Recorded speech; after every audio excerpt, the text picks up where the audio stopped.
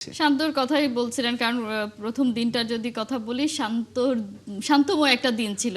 শান্ত এর আগেও সেঞ্চুরি করেছেন, কিন্তু গতকাল ম্যাচ শেষে মুমিনুল হক বলেছেন তার দেখা সবচেয়ে সুন্দর একটা সেঞ্চুরি হচ্ছে শান্তর। মানে শান্ত তিনি বলছেন এই মুহূর্তে তিনি এনজয় করছেন ক্রিকেটটাকে। ম্যাচের আগেই তিনি বলেছিলেন মানে ভালো পারফর্ম করার জন্য এনজয় করাটা সব থেকে গুরুত্বপূর্ণ। সেটা আমরা সবসময় দেখি, শান্তর সাথে অনেক কিছু হয়ে গেছে, যেভাবে রাতারাতি তার ক্যাপ্টেন্সি কেড়ে নেওয়া হয়েছে, সব কিছু মিলে সেই জায়গা থেকে টেস্টে যেভাবে তিনি পারফর্ম করছেন। এবং আপনি যেটা বলেন যে একদম প্রথম বল থেকে আমরা বুঝতে পারছিলাম যে শান্ত আসলে তার নিজস্ব একটা স্টাইলে। তবে আমাদের ব্যাটিং এর কথাও বলতে হবে যে মানে শান্ত যেভাবে খেলছে আসলে সেটা আসলে অবশ্যই মানে দলকে একটা অন্য চাঙ্গা দিয়েছে, এবং তিনি যেটা নিজস্ব একটা স্টাইল তৈরি করেছে। আমরা কিন্তু ইংল্যান্ডে বাজ বলের কথা বলি, ব্র্যান্ডন ম্যাককালাম তার ডাকনাম বাজ, তাকে নিয়ে তার আক্রমণাত্মক ভঙ্গি তিনি নিয়ে আসার কারণে বাজ বল বলছে ইংল্যান্ড ক্রিকেটকে। আমি মনে করি যে শান্ত একটা নিজস্ব স্টাইল নিয়ে এসেছে তার এই দলটির ভিতরে, এবং সেটা আমরা মানে হয়তো এখন খুব বাড়াবাড়ি হয়ে যাবে, বাট শান্তর এই স্টাইলটাকে আমরা শান্ত বলে বলতে পারি।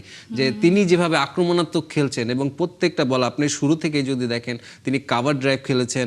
তার সবচেয়ে আমার যেটা ভালো লাগছে স্ট্রেট ড্রাইভগুলা, তিনি কিন্তু শুরুতেই প্রথম ওই 1 ঘন্টা মানে গতকালের যে ফার্স্ট সেশনের শেষ 1 ঘন্টা তিনি যে ব্যাটিংটা করেছেন, সোজা ব্যাটে ব্যাটিং করেছেন এবং শেষ দিকে কিন্তু তিনি 4-6 দিয়েই সেঞ্চুরি করেছেন। তো আমার মনে হয় যে শান্তর এই ব্যাটিং এবং মমিনুলের যে মানে স্থিতি, মানে তিনি যে অ্যাঙ্করিং রোলটা প্লে করছেন, তো এই জুটি আমরা আগেও বলেছি যে আমাদের মিডল অর্ডার কিন্তু অনেক অনেক বেটার পাকিস্তানের এই ইয়েছে।